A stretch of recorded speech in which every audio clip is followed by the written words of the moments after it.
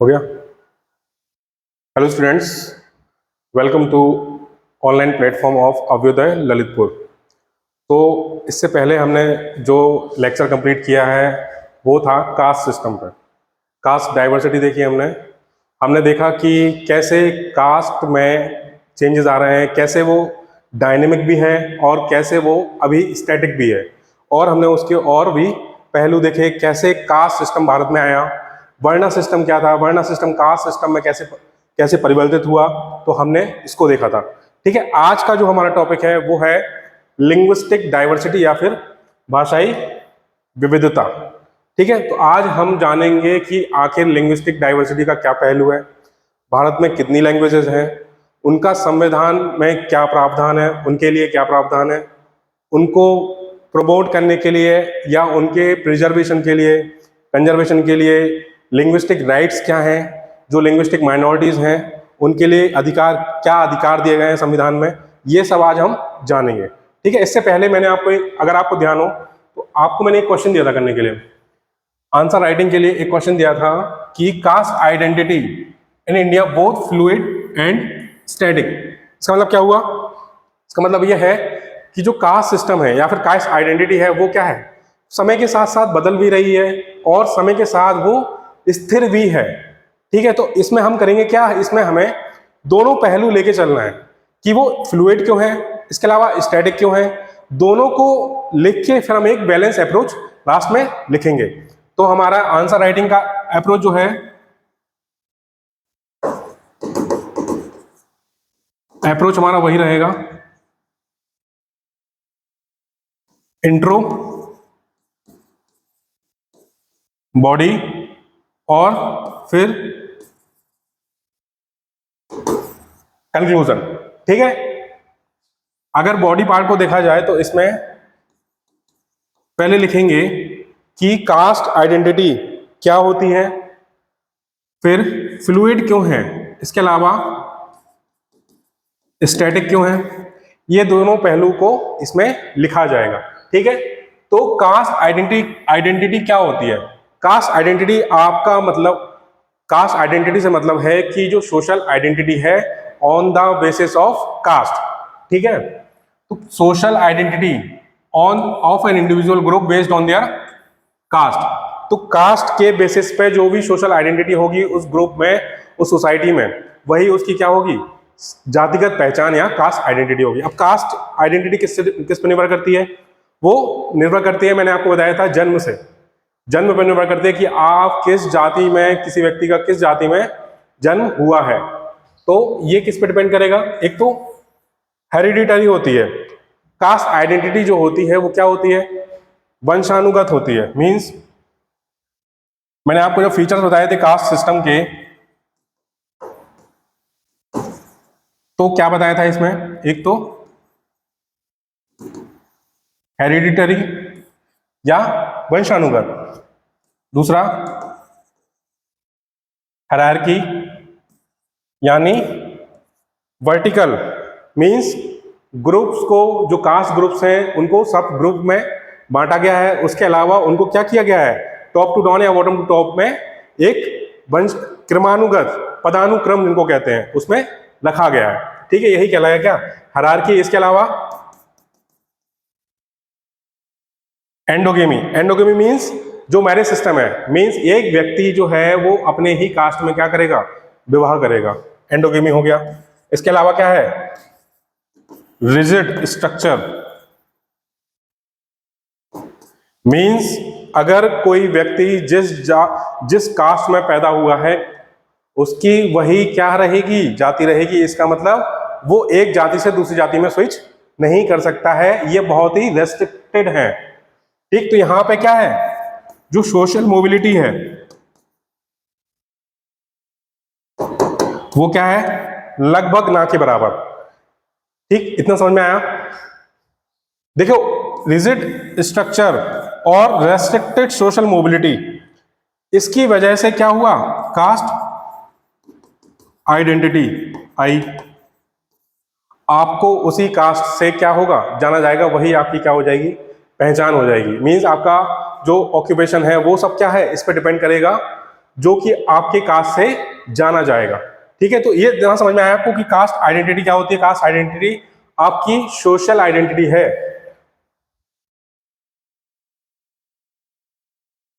ठीक, इतना समझ में आया। हायरार्किकल सिस्टम है, social stratification prevalent in India.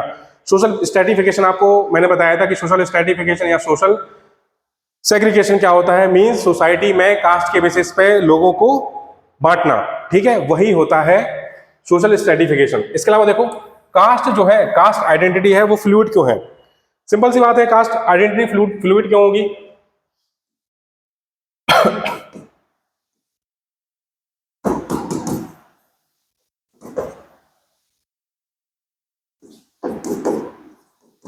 Fluid, fluid का मतलब ये है, आप इसको ऐसे समझिए कि कास्ट आइडेंटिटी है वो समय के साथ साथ क्या हो रही है, बदल रही है। मींस ऐसा भी हो सकता है कि कास्ट सिस्टम क्या हो रहा है, धीरे धीरे डिसॉल्व हो रहा है, लेकिन वो अभी भी क्या है, एग्जिस्ट करता है। इसका मतलब ये है कास्ट आइडेंटिटी फ्लूइड है। इसके रीजंस क्या है? सिंपल सी बात है, ग्लोबलाइजेशन हो गया, और क्या हो गया, हम इन सब के क्या होंगे, क्या देखेंगे, इफेक्ट देखेंगे, आखिर इसके क्या इंपैक्ट रहे, क्यों इसने कास्ट आइडेंटिटी को फ्लूइड बना दिया। ग्लोबलाइजेशन हो गया, अर्बनाइजेशन हो गया, इसके अलावा माइग्रेशन, और मेन फैक्टर क्या है, एजुकेशन, इसके अलावा पॉलिटिकल मोबिलाइजेशन,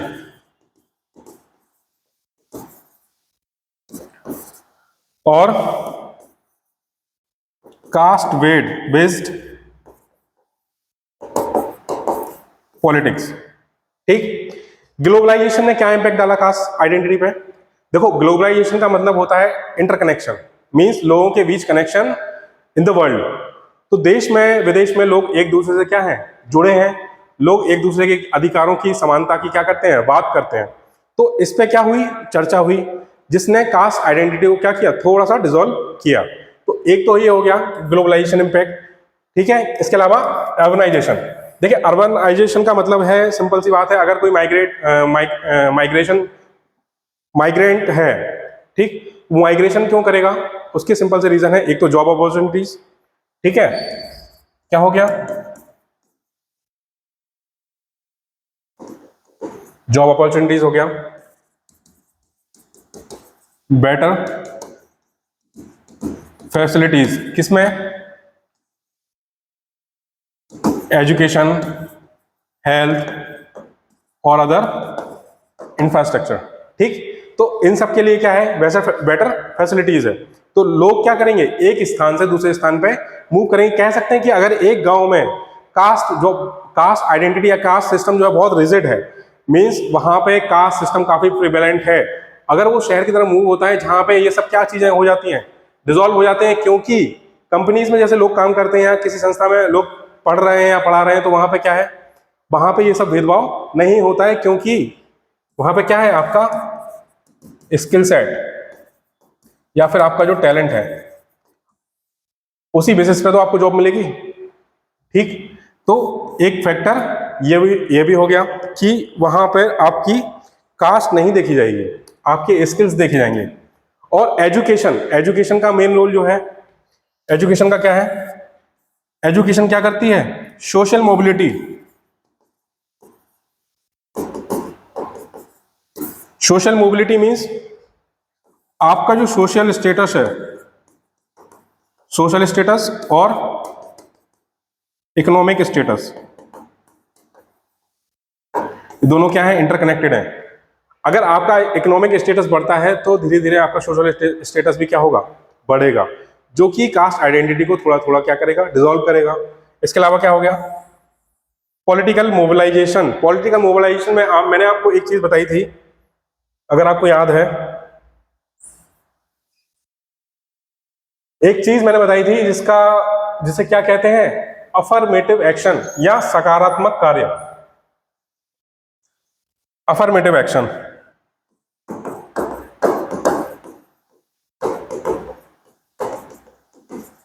अफर्मेटिव एक्शन में सरकार क्या करती है, सोशल जस्टिस के लिए सोशल जस्टिस को या फिर जो सामाजिक न्याय है उसको सुनिश्चित करने के लिए क्या प्रोवाइड करती है? रिजर्वेशन पॉलिसी लाती है।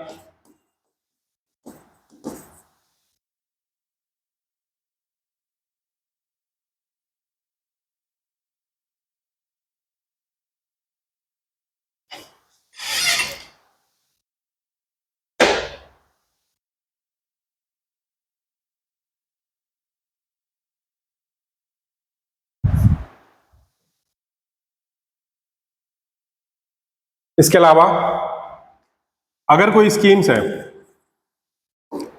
जो कि मार्जिनलाइज्ड कम्युनिटी है या फिर कोई अंडर प्रिविलेज्ड ग्रुप है, इन सब के उत्थान के लिए, इन सबको प्रमोट करने के लिए क्या करेगी? स्कीम्स लाएगी। ठीक है, ये सारी की सारी क्या कहलाएंगे? गवर्नमेंट स्कीम्स, या फिर हो गई, या फिर रिजर्वेशन हो गया। रिजर्वेशन पॉलिसीज किसमें? जॉब्स में, एजुकेशनल इंस्टीट्यूशंस में, और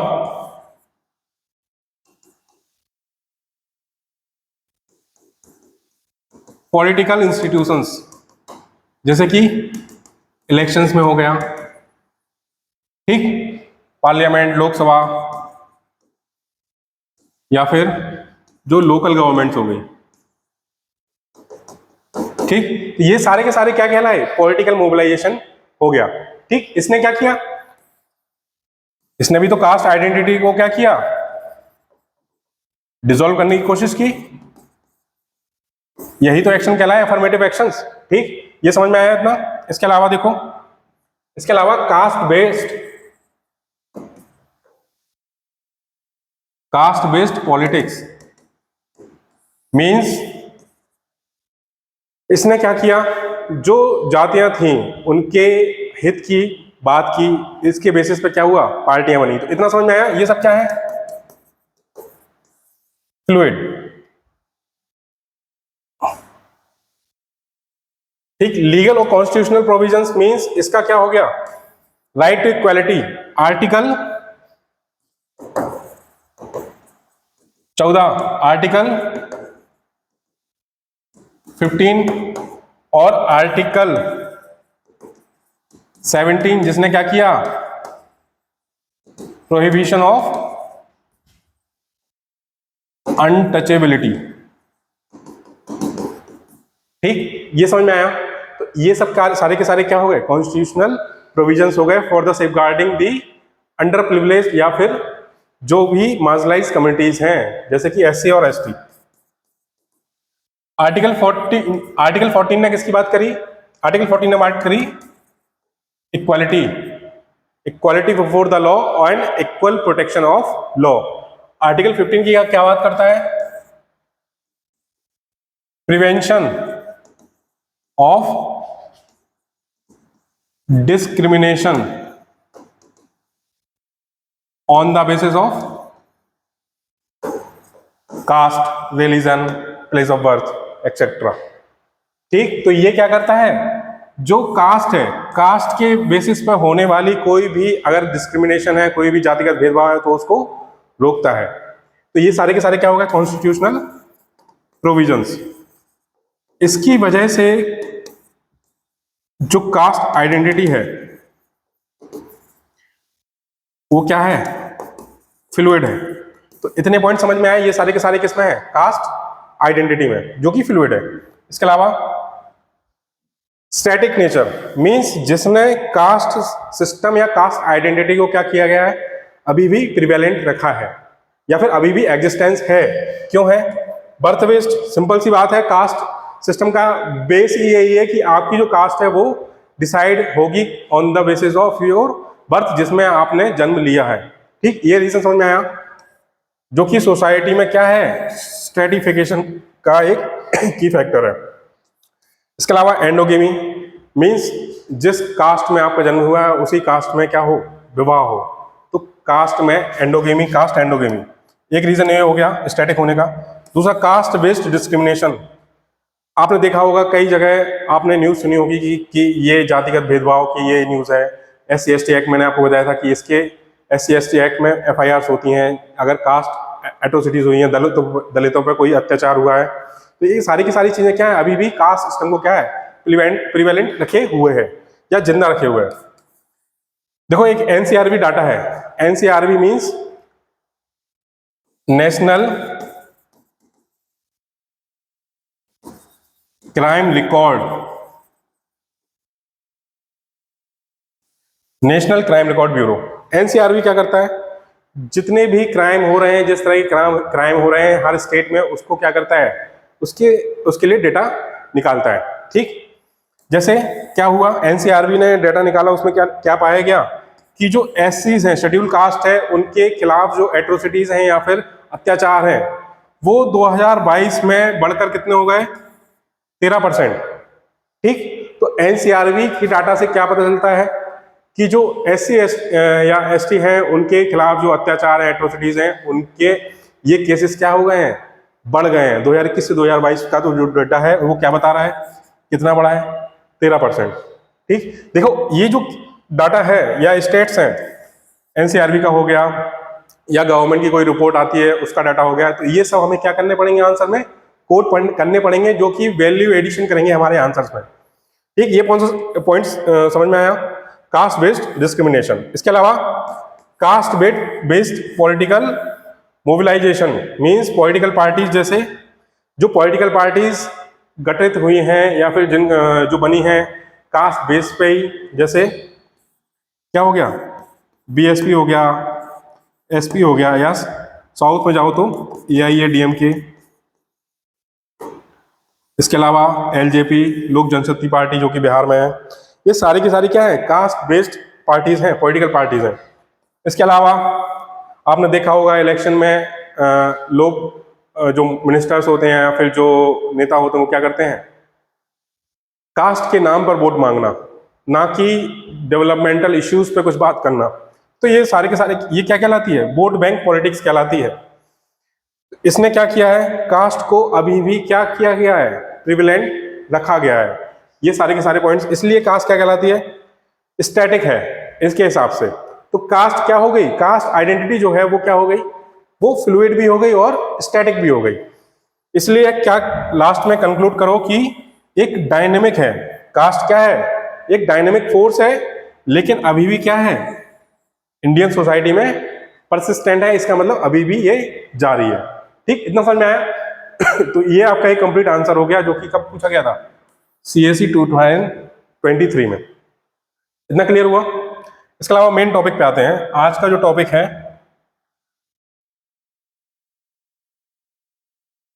आज का टॉपिक क्या है, लैंग्विस्टिक डाइवर्सिटी या फिर भाषाई विविधता। जब मैंने आपको सोसाइटी पढ़ाया था, salient features of Indian society में, तो उसमें मैंने आपको एक सोशल स्ट्रक्चर में एक चीज ये भी बताई थी कि भारत क्या है, यूनिटी इन डाइवर्सिटी में भारत क्या है, भारत में भाषाई विविधता भी पाई जाती है। ठीक, उसी को आज हम पढ़ने वाले हैं। तो सबसे पहले ये देखो कि आखिर जो भाषा होती है, लैंग्वेज होती है, वो क्या कहलाती है। तो लैंग्वेज क्या होता है, लैंग्वेज सिंपल सी बात है, कम्युनिकेशन, एक दूसरे से बातचीत करने का क्या है, माध्यम है। तो it is a system of communication. ठीक, ये क्या हो गया, ये कीवर्ड हो गया, सिस्टम ऑफ कम्युनिकेशन, जो कि क्या यूज करता है, सिंबल्स हो गए, साउंड्स हो गए, जेस्चर हो गया, कोई रिटन कैरेक्टर हो गए, ये सारे के सारे क्या कहलाएंगे, लैंग्वेज में ही होते हैं। ठीक, जेस्चर हो गया, written characters to convey meaning, means language में हम मीनिंग को कन्वे करने के लिए क्या करते हैं, इन सब का यूज करते हैं। या तो रिटन कैरेक्टर हो गए, हाथों का जेस्चर हो गया, ये सारे के सारे क्या कहलाएंगे, एक सिस्टम कहलाएगा लैंग्वेज का। तो लैंग्वेज क्या हो गया, और सिस्टम ऑफ कम्युनिकेशन, तो ये सारे के सारे उसके क्या हो गए, पार्ट हो गए। तो ये समझ में आया कि जो भाषा है, आखिर भाषा होती क्या है। भाषा के की फीचर्स क्या होते हैं, सिंबॉलिक होती है, मीन्स क्या है, वर्ड्स हैं और साइन टू रिप्रेजेंट आइडिया। जैसे मान लीजिए अगर मैं आपसे कहूं मैंने बुक लिखा, तो बुक किसको सिंबलाइज करेगा, बुक को ही सिंबलाइज करेगा कि नहीं करेगा। ठीक, ये क्या हो गए, सिंबल्स हो गए। स्ट्रक्चर्ड है, मीन्स हर लैंग्वेज में उसकी क्या है, व्याकरण है या ग्रामर है, तो उसके कुछ रूल्स हैं जो हम क्या करते हैं, फॉलो करते हैं। जब भी हम किसी भाषा का यूज करते हैं तो उसमें हम क्या करते हैं, ग्रामर का यूज करते हैं, उसके बेसिस पे ही तो लैंग्वेज बनी है। ठीक, तो क्या है, एक सेट ऑफ रूल्स हैं उस लैंग्वेज के ग्रामर में। तो क्या हो गया, स्ट्रक्चर्ड हो गया। इसके अलावा डायनेमिक है। डायनेमिक से आप ऐसे समझो, इवॉल्व ओवर टाइम मीन्स भाषा क्या है, भाषा स्थिर नहीं रहती है, ये क्या है, इवॉल्व होती रहती है। जैसे कि आपने इंग्लिश में नए वर्ड्स सुने होंगे जो कि पहले नहीं थे, जैसे कि क्या होगा, मान लीजिए गूगल हो गया, या फिर इमोजी हो गया, ट्वीट हो गया, ये सारे के सारे क्या है, नए वर्ड्स हैं। या फिर आपने ब्लॉकचेन टेक्नोलॉजी सुनी होगी, आर्टिफिशियल इंटेलिजेंस हो गया, एआई, ये सारे के सारे क्या हैं, नए वर्ड्स हैं जो कि ऐड किए गए हैं। तो इसीलिए हम क्या कहते हैं कि जो लैंग्वेज है वो क्या होती है, समय के साथ साथ इवॉल्व होती है, एक डायनेमिक नेचर होता है। तो लैंग्वेज क्या हो गई, डायनेमिक हो गई। कल्चरल मीन्स आपने भारत में देखा होगा, जहां लैंग्वेज चेंज होती है तो कल्चर भी पूरा क्या हो जाता है, चेंज हो जाता है। इसका मतलब क्या है, हम लैंग्वेज से पता लगा सकते हैं कि आखिर उस जो सोसाइटी है उसका कल्चर क्या है। ठीक, ये समझ में आया ना। इसके अलावा देखो, differences between language and dialect means भाषा और बोली में क्या डिफरेंस है। देखिए, हिंदी भाषा है, और अगर मैं आपसे कहूं कि बुंदेलखंडी या बुंदेली क्या हो गई, बोली हो गई, मीन्स उस लैंग्वेज से कई ब्रांचेस निकली हैं, वही क्या कहलाएगी, बोली हो जाएगी। मीन्स इसका मतलब क्या है, लैंग्वेज, एक लैंग्वेज जो है, अगर मैं आपसे कहूं मराठी और हिंदी, तो दोनों क्या है, अलग अलग है। लेकिन अगर मैं आपसे ये कहूं कि हिंदी में भी बुंदेली हो गई, या फिर बघेलखंडी हो गई, और भोजपुरी हो गई, ये सारी की सारी क्या हो गई, ये सारी की सारी बोली है। मीन्स उस क्षेत्र में जो भी लोग रहते हैं वो किस भाषा को, किस बोली का यूज करते हैं, वही क्या कहलाएगी, वहां की बोली कहलाएगी। मीन्स उस बोली में क्या होगा, कुछ ना कुछ कॉमन भी होगा। ठीक, लेकिन लैंग्वेज में हो सकता है कि कुछ भी कॉमन ना हो, यही भाषा और बोली में क्या होता है, डिफरेंस होता है। देखो यहां पे डेफिनेशन देखो, structured system of communication with grammar, vocab and often a standardised script. मतलब ये लैंग्वेज के क्या हो गए, पहलू हो गए। इस पे लैंग्वेज क्या करी गई है, डिफाइन करी गई है। लेकिन जो डायलेक्ट होता है वो क्या होता है, क्षेत्रीय चीजों से जुड़ा हुआ होता है। जो बोली होती है, डायलेक्ट हो गया, ये क्या है, रीजनल है। और सोशल वेरिएशन मीन्स आपको एक ही स्टेट में क्या होगा, कई सारी, मान लीजिए यूपी है, तो यूपी में हो सकता है कि भाषा एक ही हो, हिंदी, लेकिन बोलियां क्या हैं, जैसे जैसे आपका रीजन चेंज होगा, आपकी जगह चेंज होगी, भाषा क्या, बोली क्या होती जाएगी, चेंज होती जाएगी। तो ये क्या हो गया, बोली और लैंग्वेज में डिफरेंस हो गया। इसके अलावा generally not mutually intangible with other languages means एक भाषा का दूसरी भाषा में ना मिलना, जैसे हिंदी हो गया या तमिल हो गया, तो दोनों भाषाएं क्या हैं, बहुत अलग अलग हैं। लेकिन अगर मैं कहूं कि हिंदी में ही कई बोलियां हैं, तो वो क्या होगा, उसमें कुछ ना कुछ कॉमन होगा।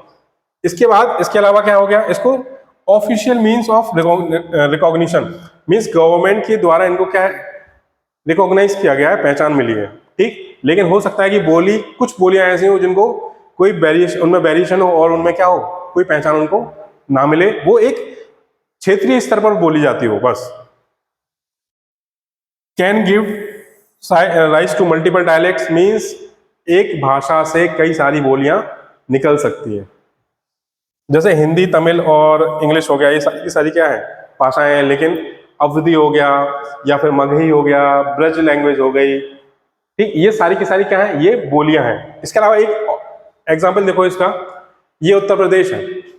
तो उत्तर प्रदेश में अगर देखा जाए तो ऊपर का जो ये रीजन है, इस रीजन में क्या होती है,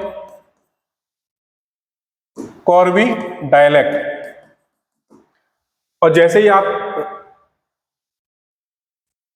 ये ऊपर का रीजन क्या है, कौरवी डायलेक्ट, यहाँ पे थोड़ी, जब आप यहाँ पे जाएंगे तो यहाँ पे क्या है, बागपत साइड, तो यहाँ पे हरियाणवी भी बोली जाती है। इसके अलावा मथुरा, आगरा, हाथरस, अलीगढ़, यहाँ पे कौन सी लैंग्वेज होती है, ब्रज भाषा। आप जब मथुरा गए होंगे तो आपने सुना होगा, यहाँ पे कौन सी बोली होती है, ब्रज की बोली होती है। ठीक, भाषा नहीं। एक ये रीजन हो गया कन्नौज का, तो यहाँ पे कौन सी होती है, कन्नौजी बोली। ये है ललितपुर, जालौन, महोबा, हमीरपुर, ये कौन सी लैंग्वेज, यहाँ पे कौन सी बोली हो गई? बुंदेली। और लखनऊ के रीजन, जो लखनऊ के आसपास का रीजन है, ये वाला कौन सा हो गया यहाँ पे? अवधी। यहाँ पे कौन सा डायलेक्ट हो गया? अवधी डायलेक्ट। ठीक। इसके अलावा देखो, इसके अलावा अगर आप इस तरफ आए, आजमगढ़, बलिया, गाजीपुर, गोरखपुर, कुशीनगर, देवरिया, तो इस तरफ बोली जाने वाली बोली कौन सी है?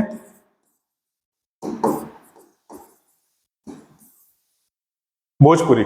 ठीक। तो अगर आप देखोगे यूपी में ही इतनी सारी बोली हो गई।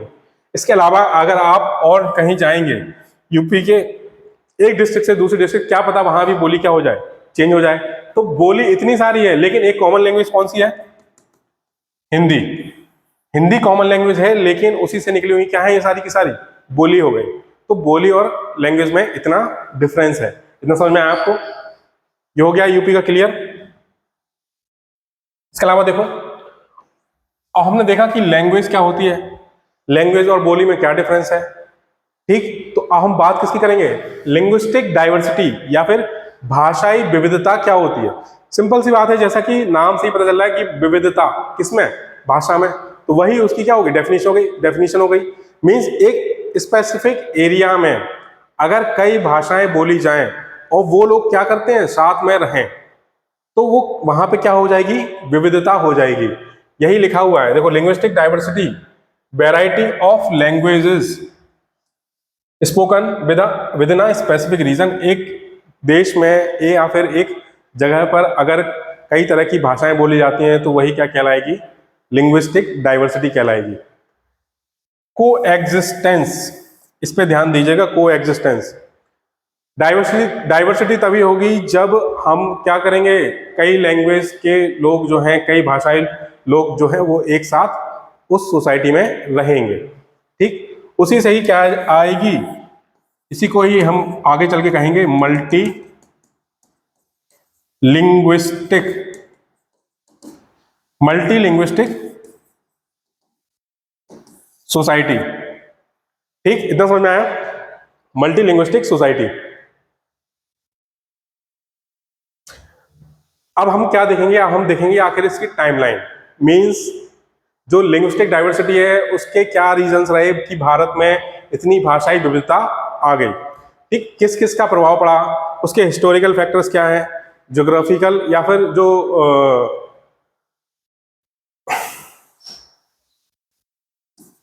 भौगोलिक जो हो गए। एक तो हो गया हिस्टोरिकल, हिस्टोरिकल फैक्टर्स हो गए,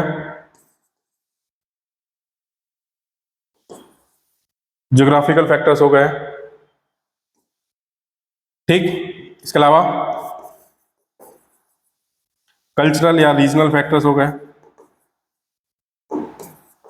ये सारे के सारे फैक्टर्स जो हैं, इसने क्या किया, वहाँ की लैंग्वेज पे असर डाला। इसके अलावा जब हम देखेंगे हिस्टोरिकल फैक्टर्स में, इसमें किन किन का इन्वेजन, जो बाहरी शक्तियाँ भारत में आई, वो कौन कौन सी थी, उन्होंने क्या इम्पैक्ट डाला वहाँ की लैंग्वेज पे, ये हो गया।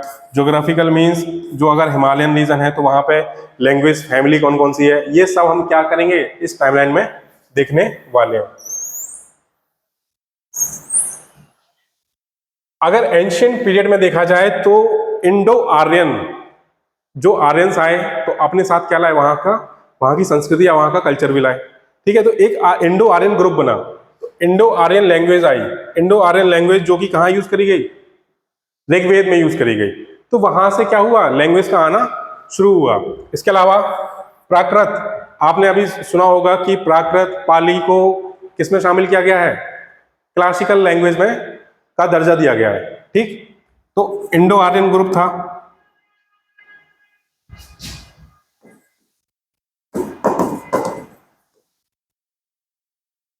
इंडो आर्यन लैंग्वेज, ठीक, कहां यूज करी गई? ऋग्वेद में। इसके अलावा प्राकृत लैंग्वेज, जो कि क्या थी? संस्कृत से निकली थी। ठीक। इसमें ही हमने क्या पढ़ा, पाली और अर्धमगधी। पाली का यूज किसने किया, जब आप बुद्धिज्म टेक्स्ट पढ़ेंगे तो उसमें किसका यूज हुआ, पाली का। और जो अर्धमगधी थी इसका यूज किसने किया, जो जैनिज्म वाले टेक्स्ट थे या जो वहां का लिटरेचर था उसमें किसका यूज हुआ, अर्धमगधी था। तो ये क्या हो गया, एंशिएंट पीरियड का हो गया आपका। ठीक, इसके अलावा द्रविडियन लैंग्वेज मींस जो सदर्न इंडिया में क्या हुआ, डेवलप हुआ, जैसे तमिल हो गई, तेलुगु हो गई, मलयालम हो गई, तो ये कहां पर डेवलप हुई, ये सदर्न इंडिया में डेवलप हुई। इस तमिल संगम लिटरेचर आपने सुना होगा कि इसी पीरियड में क्या हुआ, तमिल संगम लिटरेचर डेवलप हुआ। संगम लिटरेचर में जो वहाँ का ग्रामर है वो दिया गया। आपने नाम सुना होगा ग्रामर के एक बहुत बड़े क्या थे, ग्रामेटिस्ट कहेंगे उनको, क्या नाम था उनका, पाणिनि। इन्होंने क्या दिए, ग्रामर के रूल्स दिए। तो ये सारा का सारा कब डेवलप हुआ, एंशिएंट इंडिया में।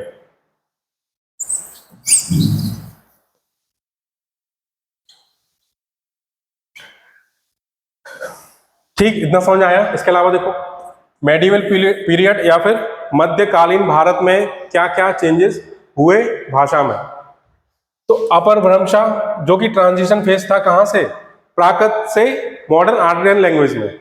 ठीक, तो प्राकृत से जो इंडो आर्यन जो लैंग्वेज थी मॉडर्न, ये चेंजेस, ये ट्रांजिशन कहां पे आया, ये ट्रांजिशन है अपर भ्रंशा के टाइम पे। इसके अलावा development of major language means Hindi, Bengali, Marathi, Gujarati, इनका एक प्रोटो फॉर्म आया। ये सारे के सारे जो है चेंजेस कब आए, मध्यकालीन भारत में। इसके अलावा क्या हुआ, देवनागरी स्क्रिप्ट जो कि हिंदी में आई, हिंदी में जो देवनागरी स्क्रिप्ट थी उसका भी डेवलपमेंट कब हुआ, मध्य भारत में ही हुआ, मध्यकालीन टाइम पे। ठीक, कन्नड़ा हो गया, कन्नड़ा हो गई, तेलुगु हो गई या फिर तमिल हो गई। पर्शियन लैंग्वेज इन्फ्लुएंस मींस जो पर्शियन इन्वेडर्स आए उसने क्या किया, उसने भी जो हमारी लैंग्वेज थी उसमें इम्पैक्ट किया। कुछ वर्ड्स जो पर्शियन हो गए, टर्किश हो गए, अरेबियन हो गए, ये सारे के सारे वर्ड्स क्या हो गए, जो हमारी यहाँ की जो लैंग्वेज थी, सारे के सारे वर्ड्स क्या हो गए, हमारी लैंग्वेज में मिक्स हो गए। जैसे आपने सुना होगा चाय, तो जो चाय है, चाय क्या है, टर्किश वर्ड है, लेकिन हम अपने आम जो बोलचाल की भाषा है उसमें भी क्या है, चाय का यूज करते हैं। तो ये आए कहाँ से वर्ड्स, ये वर्ड्स वहीं से आए हुए हैं। इसके अलावा चम्मच हो गया, ये सारे के सारे वर्ड्स क्या हैं, टर्किश वर्ड्स हैं। और अरेबियन वर्ड्स हो गए या फिर पर्शियन वर्ड्स हो गए, ये सारे के सारे वर्ड्स जो हैं हिंदी में आके क्या हो गए, मिल गए। और कुछ हिंदी के वर्ड्स क्या हो गए, उन लैंग्वेज में भी चले गए। यही इंटरमिक्सिंग क्या हो जाती है, यही इंटरमिक्सिंग मल्टी कल्चरलिज्म या फिर मल्टी लिंग्विज्म को क्या करती है, जन्म देती है। तो ये सारे के सारे चेंजेस आए क्योंकि इनका क्या हुआ, इन्वेजन हुआ। अर्ली मॉडर्न पीरियड में क्या हुआ, जो रीजनल लैंग्वेज थी या फिर जो क्षेत्रीय भाषाएं थी उनका क्या हुआ, उनका भी जन्म हुआ। जैसे कि यहाँ पे हिंदी हो गया या फिर नीचे की तरफ गुजराती हो गया, राजस्थानी, मारवाड़ी हो गया, ये सारी की सारी लैंग्वेज क्या हुई, यहाँ पे इनका भी क्या हुआ, डेवलपमेंट हुआ। और जब मुगल्स आए और दिल्ली सल्तनत का उदय हुआ तो उससे क्या आया, उससे उर्दू आई। ठीक है, ये सारी की सारी भाषाएं कैसे भारत में आई हैं, भारत में लैंग्वेज को कैसे चेंज किया है, अब आपको समझ में आ रहा है कि कैसे ये टाइमलाइन चल रही है। इसके अलावा जब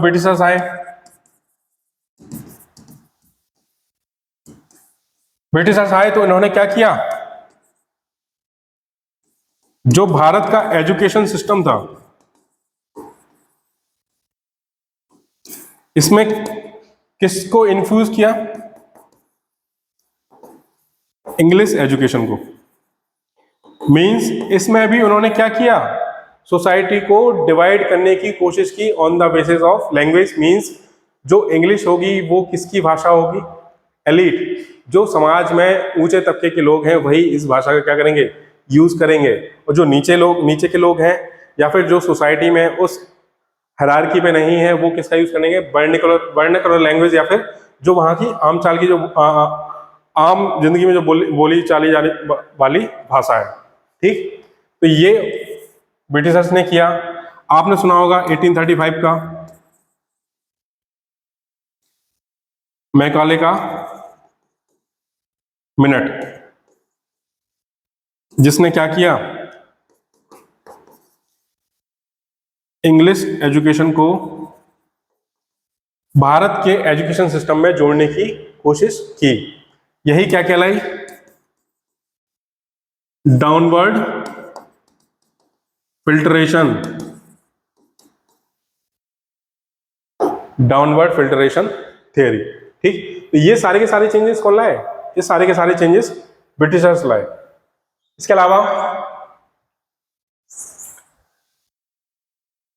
अलावा देखो, ब्रिटिश कॉलोनियल पीरियड में, या मैंने आपको बता दिया ये प्रमोशन ऑफ लैंग्वेज इंग्लिश 1835 में मैकाले जो लाया। उसके अलावा Hindi Urdu controversy means Britishers ने भारत को लैंग्वेज के आधार पर भी बांटने की क्या की, कोशिश की। इसके अलावा जो है ब्रिटिशर्स ने क्या करवाया, 1901 का जो सेंसस था उसमें लिंग्विस्टिक बेसिस पे एक सेंसस निकाला गया। उसके बेसिस पे क्या किया गया, भारतीयों का क्लासिफिकेशन किया गया। तो ये सारे काम किसने किए, ब्रिटिशर्स ने किया। और पोस्ट इंडिपेंडेंट इंडिया मींस आजादी के बाद भारत की जो भारतीय जो भाषा है उन सब में क्या चेंजेस हुए, मींस ऑफिशियल लैंग्वेज किसको रखा गया, क्या भारत की कोई नेशनल लैंग्वेज है या नहीं है, इन सब पे क्या हुई, इन सब पे चर्चा हुई। लैंग्वेज क्या, जो राज्य थे उनको अरेंज करने का क्या एक मुद्दा लैंग्वेज भी था। ये सारी की सारी चीजें किसमें डिस्कस करी गई, पोस्ट इंडिपेंडेंट या भारत जब आजाद हुआ उसके बाद। इसको हम आगे देखेंगे कि आखिर जो है स्टेट रीऑर्गेनाइजेशन, जो स्टेट रीऑर्गेनाइजेशन 1956 है, स्टेट रीऑर्गेनाइजेशन 1956, आखिर ये जो एक्ट है, ये एक्ट क्यों लाया गया, इसने भारत के नक्शे में क्या क्या चेंज किए, राज्यों की जो बाउंड्रीज थी या जो राज्यों का जो क्षेत्र था उनकी जो सीमा थी उसमें क्या क्या चेंज हुआ 1956 के बाद। और 3 लैंग्वेज फॉर्मूला जो आपने देखा होगा कि अभी भी बहस छिड़ी हुई है, न्यू एजुकेशन पॉलिसी 2020, इस पर काफी बहस चल रही है कि न्यू एजुकेशन पॉलिसी 2020 में आखिर क्या कंट्रोवर्सीज हैं।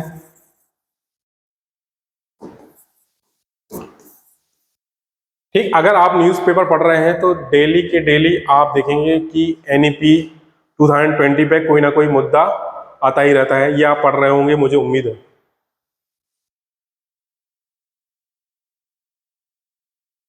इसके अलावा ग्रोथ ऑफ लिंग्विस्टिक मूवमेंट्स, जिसने क्या किया, आंध्र प्रदेश,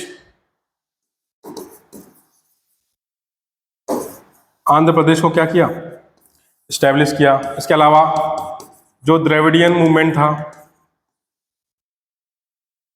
1960s में, जो द्रविडियन मूवमेंट हुआ, आखिर वो सब क्या था, उससे क्या हुआ।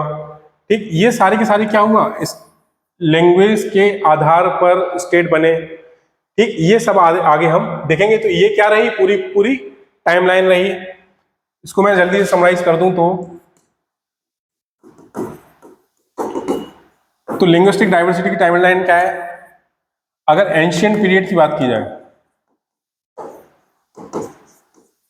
एंशिएंट पीरियड में मैं आपको बताया इंडो आर्यन लैंग्वेज, इसका कनेक्शन किससे है, ऋग्वेद जो लिखे गए हैं। ठीक, इसके अलावा प्राकृत लैंग्वेज हो गई, कहां से निकली, संस्कृत से। इसके अलावा पाली हो गई, इसका टेक्स्ट किसमें है, बुद्धिज्म में। और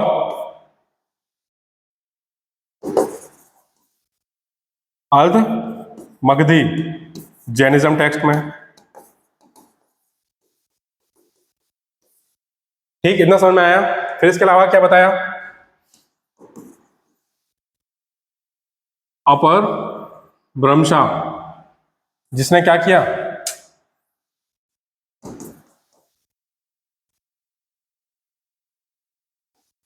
अपर भ्रमशा, जो कि प्राकृत का ट्रांजिशन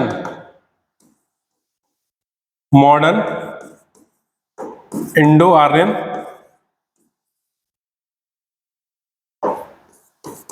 लैंग्वेज में।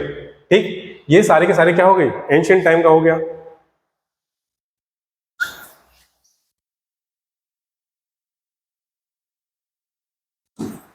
एंशिएंट टाइम पे जो इन्वेजन हुए, जो टर्किश आए, पर्शियन आए और अरेबियन इन्वेजन, इन सब ने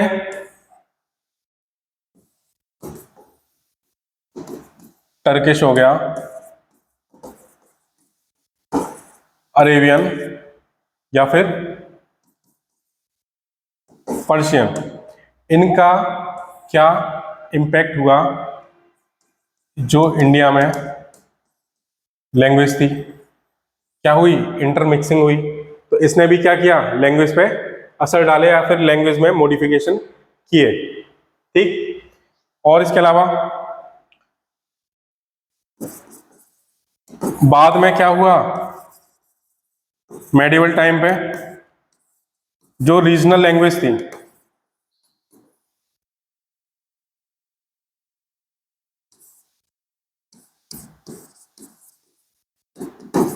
रीजनल लैंग्वेज, इनका भी क्या हुआ? डेवलपमेंट हुआ। एंशिएंट टाइम में मैं एक पॉइंट बताना भूल गया, वो क्या था? तमिल संगम लिटरेचर। ठीक, इसके अलावा मेडिवल में रीजनल लैंग्वेज, इनका क्या हुआ? डेवलपमेंट हुआ। इसके अलावा जो बाहर से जो मेडिवल टाइम पे जो आक्रमण हुए, जैसे कि क्या हो गया? मुगल्स हो गया या फिर दिल्ली सल्तनत हो गई, यहीं से क्या हुआ? उर्दू का उद्गम हुआ। किसमें? भारत में।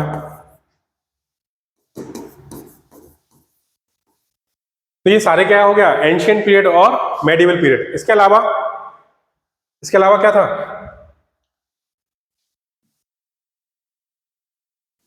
Modern period. मॉडर्न पीरियड में क्या है? ब्रिटिशर्स, पोर्तुगीज या फिर डचेस, इन्होंने क्या किया? भारत में जो भारत की लैंग्वेज थी उसको क्या किया? इंपैक्ट डाला उस पर। तो ब्रिटिशर्स ने या फिर 1835 का जो 1835 मैकॉले का क्या हो गया? मिनट, इसने क्या किया? Downward filtration theory.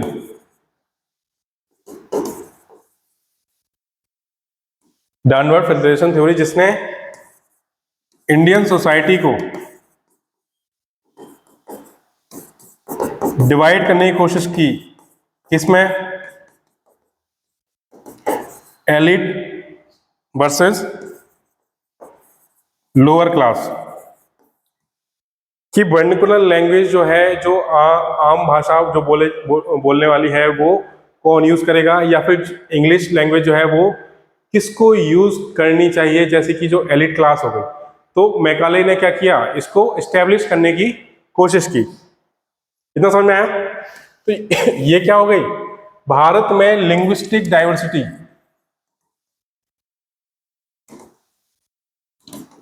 कैसे कैसे भारत में लैंग्वेज आई, कैसे भारत में लैंग्वेज मिक्स हुई, ये सारी की सारी क्या है? ये पूरी की पूरी एक टाइमलाइन है। इसके बाद पोस्ट इंडिपेंडेंट इंडिया में क्या हुआ, ये सब आगे पढ़ेंगे।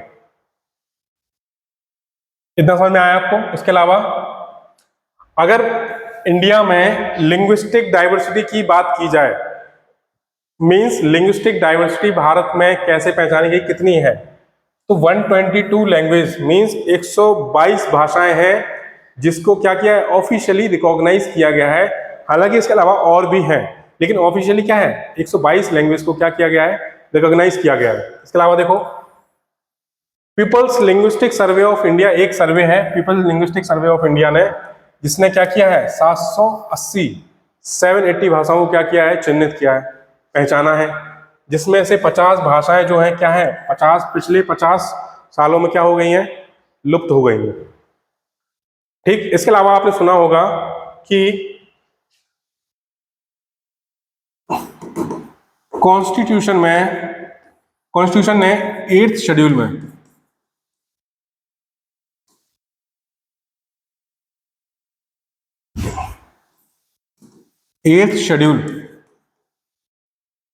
कितनी भाषाओं को पहचाना है, 22 ऑफिशियल लैंग्वेज।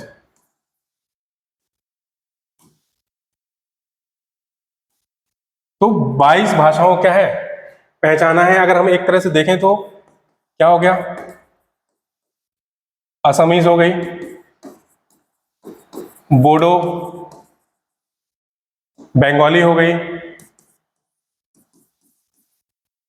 डोगरी हो गई, गुजराती हो गई, हिंदी हो गई, कन्नड़ा और कोंकणी, कश्मीरी। इसके अलावा मैथिली, मणिपुरी, मराठी, ठीक, और नेपाली हो गई, ओ से उड़िया, जो कि क्या है, पहले क्या थी, उड़िया, लेकिन अमेंडमेंट के बाद क्या हुआ, उसको कितना क्या कर दिया गया, उड़िया कर दिया गया। फिर इसके अलावा पंजाबी हो गई, सांथली, सिंधी, संस्कृत, ठीक, टी से क्या हो गया, यहां पे एक मलयालम भी, मलयालम, सांथली, सिंधी, संस्कृत, टी से तेलुगु, तमिल, और यू से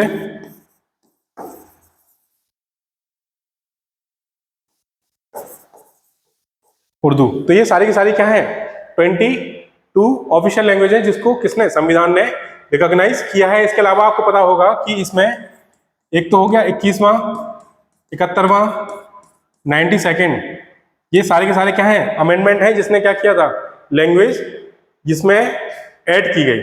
ठीक, अगर देखा जाए तो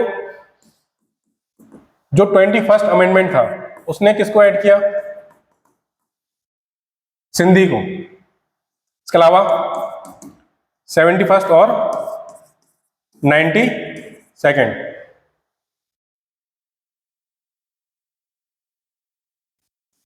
कोंकणी, मणिपुरी और नेपाली, इसको किसने ऐड किया, 71st अमेंडमेंट एक्ट से किसको ऐड किया गया, कोंकणी, मणिपुरी और नेपाली को, 21st से सिंधी को, और 92nd अमेंडमेंट से बोडो, डोगरी और सांथली।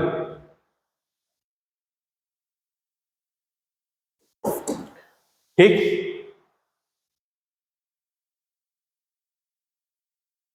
इतना समझ में आया?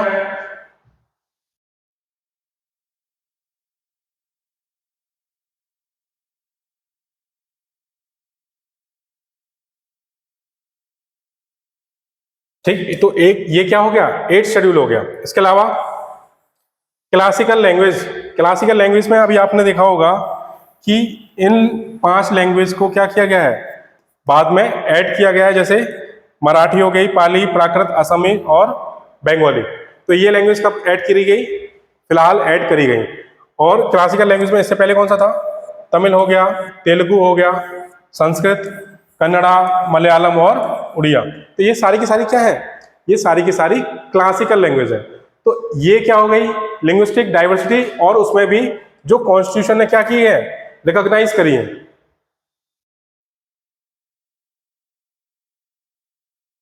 इसके अलावा देखो, की features of linguistic diversity means Bharat में लिंग्विस्टिक डाइवर्सिटी के क्या क्या पहलू हैं या फिर उसकी क्या क्या विशेषताएं हैं।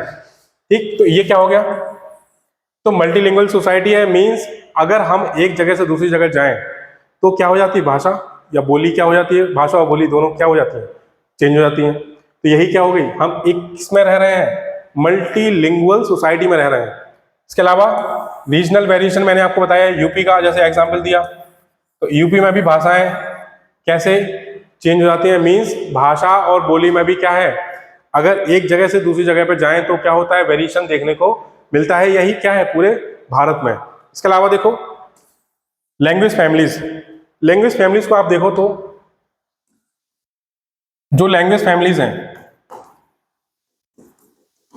भारत में, लैंग्वेज फैमिलीज को मेनली 5 भागों में बांटा है। एक तो हो गया क्या, इंडो आर्यन ग्रुप हो गया। इंडो आर्यन ग्रुप कौन सा हो गया, जो भारत का नॉर्थ इंडिया वाला पार्ट है, वेस्ट इंडिया हो गया। ये सारे के सारे रीजन यहां पे किसकी प्रिवेलेंस है, इंडो आर्यन, जिसमें आपकी क्या है, हिंदी भी आती है। इसके अलावा इंडो आर्यन हो गया, इसके अलावा Austro Asiatic, Austro Asiatic group हो गया। ऑस्ट्रो एशियाटिक ग्रुप में कौन था, जो सेंट्रल इंडिया ग्रुप था, जिसमें क्या है, सांथली लैंग्वेज भी आती है। ठीक, ये हो गया कौन सा, ऑस्ट्रो एशियाटिक। इसके अलावा शीनो बर्मीज या सीनो तिब्बतन ग्रुप, ये कौन से रीजन का था, हिमालयन रीजन का, या फिर जो नॉर्थ ईस्टर्न रीजन है।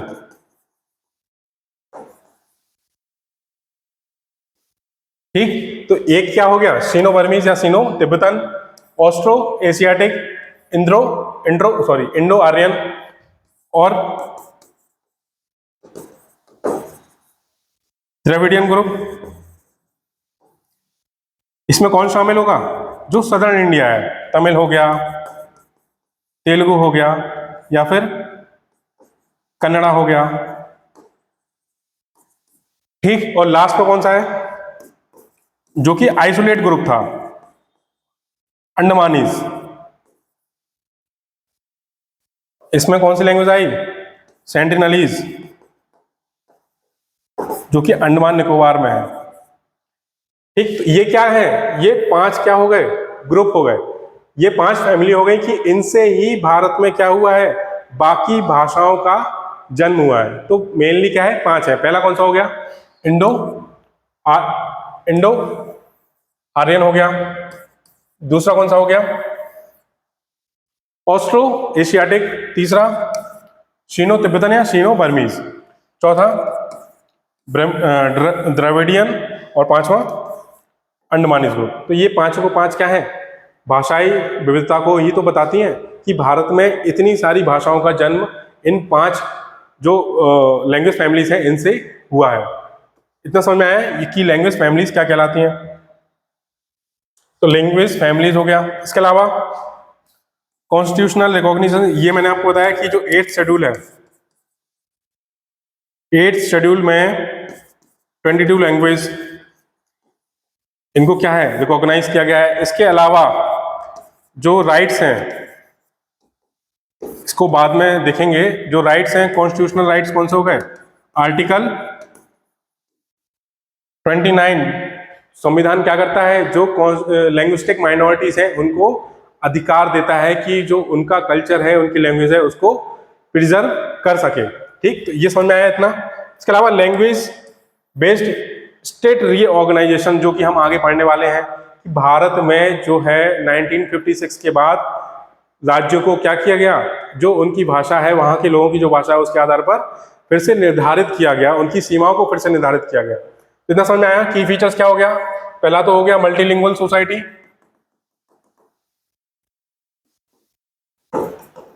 दूसरा क्या हो गया? रीजनल वेरिएशन, इसमें मैंने आपको यूपी का एग्जांपल दिया। तीसरा हो गया लैंग्वेज फैमिलीज, कैसे भारत में अलग अलग रीजन में भाषाओं का जन्म हुआ। ठीक, अगर आप चलो एक मैप से दिखाऊं मैं आपको,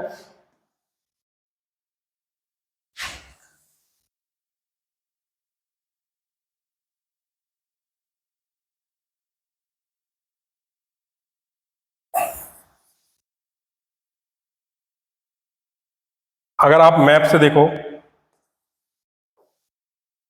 ठीक, मैप से अगर बात करें तो ये वाला जो रीजन था, ये ऊपर वाला जो रीजन है, ये वाला जो रीजन है, ये वाला पूरा, सॉरी,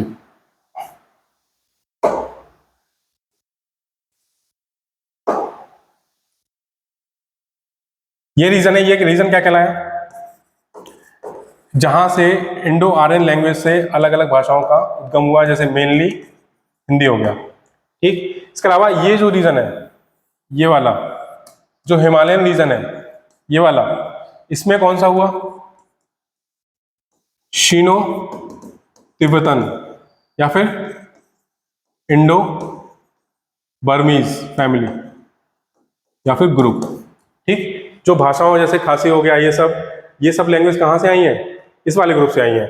इसके अलावा सेंट्रल इंडिया में इस तरफ जहाँ पे झारखंड है, ये सांथाली लैंग्वेज जहाँ बोली जाती है, वहाँ पे इसका हुआ Austro Asiatic group. Southern India में किसका हुआ? द्रविडियन ग्रुप, जिसमें तमिल, तेलुगु, कन्नड़ा, मलयालम, ये सारी लैंग्वेज आती हैं। ठीक, और ये आपका जो आइसोलेट ग्रुप है, इसमें क्या है? अंडमानीज, जैसे सेंटिनलीज। तो ये सारा का सारा क्या हो गया आपकी? यही सारा का सारा क्या कहलाया? लैंग्वेज फैमिलीज, जो कि मेजरली 5 पार्ट में भारत में क्या है? डिवाइड है। ठीक, इतना समझ में आया? तो ये क्या हो गई? भारत में लिंग्विस्टिक डाइवर्सिटी या फिर भाषाई विविधता का एक क्या है? Important feature. तो ये समझ में आया कि इतने क्या है भारत के इंपॉर्टेंट फीचर्स हैं भारत में भाषाई विविधता के। ठीक, आगे हम ये देखेंगे कि क्या भारत में जो लिंग्विस्टिक डाइवर्सिटी है, क्या उसने कहीं भारत की जो एकता और अखंडता है, क्या उसको कहीं खतरे में डाला है? क्या खतरे में डाला है या सच में नहीं डाला है? इन सब का एनालिसिस आगे हम देखने वाले हैं कि क्या भाषाई विविधता से भारत की एकता और अखंडता को क्या कहीं खतरा तो नहीं। ठीक, पहले तो हम ये देखेंगे कि अगर खतरा है तो ऐसे कौन से पॉइंट्स हैं जो खतरा पैदा कर रहे हैं जो लिंग्विस्टिक डाइवर्सिटीज में। तो पहला कौन सा हो गया? रीजनलिज्म या फिर लिंग्विस्टिक चौविनिज्म। रीजनलिज्म या फिर लिंग्विस्टिक चौविनिज्म।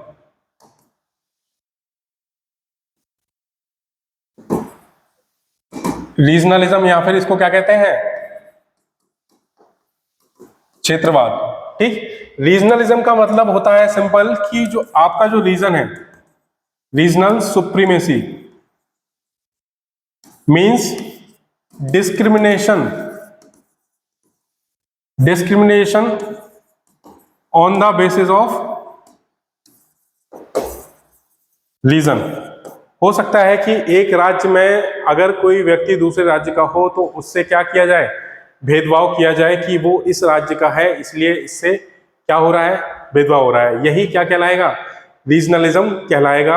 अगर एक राज्य या एक क्षेत्र दूसरे क्षेत्र से कंपेयर करे और अपनी सुप्रीमेसी दिखाए, ठीक, और यही क्या करेगा, आपस में क्षेत्रवाद को जन्म देगा, जो कि अगर एक राज्य दूसरे राज्य से लड़ने लगे या फिर एक राज्य के लोग दूसरे राज्य से झगड़ने लगे तो ये क्या होगा, नेशनल यूनिटी को क्या होगा, एक खतरा होगा। इसलिए कहा गया कि रीजनलिज्म हो सकता है कि लिंग्विस्टिक डाइवर्सिटी को क्या करे, एक खतरा पैदा करे। तो रीजनलिज्म आपको समझ में आया। इसके अलावा क्या है, लिंग्विस्टिक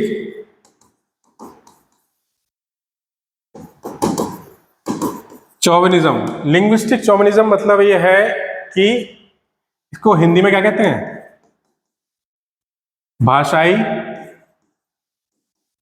अंध राष्ट्रवाद। इसका मतलब ये हुआ कि जो लैंग्वेज है, जो खुद की लैंग्वेज है उसको क्या मानना, सुप्रीम, और बाकी जो दूसरी लैंग्वेज हैं उनको क्या करना, इंफीरियर मानना। इसका मतलब खुद की लैंग्वेज पे प्राइड, खुद की लैंग्वेज पे प्राइड, लेकिन वो प्राइड अगर एक भेदभाव में या फिर डिस्क्रिमिनेशन में बदल जाए तो वही क्या कहलाएगा, लिंग्विस्टिक चौविनिज्म या फिर भाषाई अंध राष्ट्रवाद। ठीक, इतना समझ में आया कि लिंग्विस्टिक चौविनिज्म या फिर लिंग्विस्टिक सुप्रीमेसी क्या होती है। अगर एक राज्य दूसरे राज्य से, मान लीजिए कि नॉर्थ इंडिया है और सदर्न स्टेट्स है, तो अगर इस राष्ट्र के लोग, इस राज्य के लोग एक दूसरे से झगड़ते हैं on the basis of language supremacy, ठीक, तो यही क्या कहलाएगा, लिंग्विस्टिक चौविनिज्म। और यही किसको, नेशनल जो इंटीग्रिटी है या फिर यूनिटी है उसको क्या करेगा, एक खतरा पैदा करेगा। ठीक, तो ये पॉइंट समझ में आया। इसके अलावा लैंग्वेज बेस्ड एजिटेशन मीन्स आपने देखे होंगे कि मराठी लैंग्वेज के लिए कुछ प्रोटेस्ट चल रहे हैं, या फिर बोडो लैंग्वेज हो गया, जैसे बंगाली और बोडो हो गया, बंगाली और बोडो क्लैश हो गए। इसके अलावा हिंदी और तमिल कॉन्फ्लिक्ट्स हो गए, ये लैंग्वेज के बेसिस पे, जो कि आजकल अभी भी चल रहा है। ठीक, तो आपने अभी देखा जो तमिल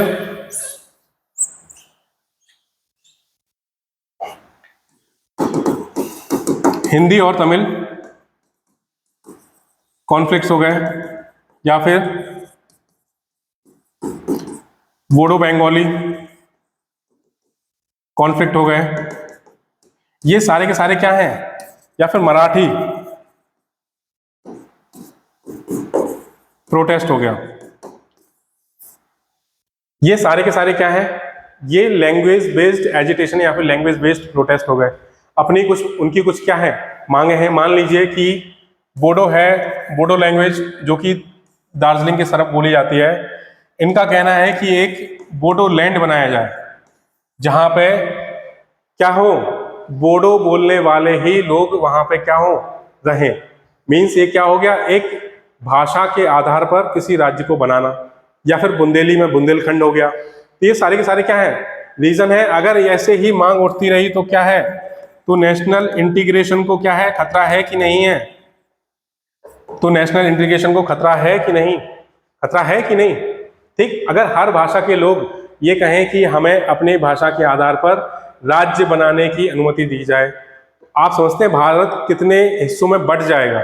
अगर भारत इतने हिस्सों में बंट गया तो वो किसको जन्म देगा, नेशनल डी इंटीग्रेशन को। ठीक, ये समझ में आया। तो ये क्यों एक मुद्दा हो सकता है कि भारत में ये कहीं ना कहीं जो नेशनल इंटीग्रेशन है या फिर नेशनल यूनिटी है उसको कहीं ना कहीं खतरा पैदा करता है। इसके अलावा हिंदी और नॉन हिंदी कॉन्फ्लिक्ट, अगर हिंदी को क्या किया जाए, लैंग्वेज फॉर्मूला, जो लैंग्वेज फॉर्मूला है आपने पढ़ा होगा NEP, national education policy,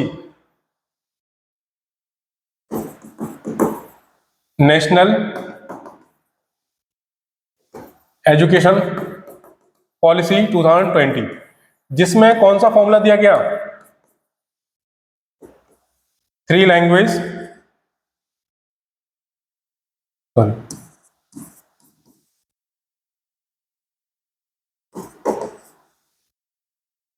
3 language formula. ठीक, 3 लैंग्वेज फॉर्मूला में कहा गया कि हिंदी क्या होगी, कंपलसरी। ठीक, अगर हिंदी को कंपलसरी कर दिया गया सदर्न स्टेट्स में, तो सदर्न स्टेट्स का क्या कहना है कि अगर हिंदी कंपलसरी है, इसका मतलब यह है कि हम पर हिंदी जो है जबरदस्ती क्या जा रही है, थोपी जा रही है। बल्कि सेंटर का क्या कहना है कि हिंदी क्या करती है, एक कॉमन लैंग्वेज है जो पूरे राष्ट्र को क्या करती है, यूनाइट करती है। ठीक है, एक साथ बांधे रखती है, तो एक जोड़ने का काम करती है। तो इस पे क्या है, क्लैश चल रहा है कि कहीं ये फोर्सिबली इंपोज करी जा रही है, और एक तरफ बात की जा रही है किसकी, नेशनल यूनिटी। तो ये जो कॉन्फ्लिक्ट है हिंदी और नॉन हिंदी ग्रुप्स में या स्टेट्स में, ठीक, तो यही किसको जन्म देगी, ये खतरा पैदा करेगी किसको, जो भारत की जो एकता और अखंडता है। ठीक, तो एक रीजन क्या हो गया, एक रीजन ये भी हो गया। इसके अलावा educational and administrative challenges, means अगर हर भाषा को रिकॉग्नाइज किया गया तो वहां का काम क्या होगा, उसी लैंग्वेज में होगा। तो एक कॉमन भाषा अगर नहीं रखी गई, अगर एक कॉमन भाषा नहीं है तो हम क्या अपनी बात को रख पाएंगे, तो एडमिनिस्ट्रेटिव क्या हो जाएंगे, चैलेंजेस आ जाएंगे।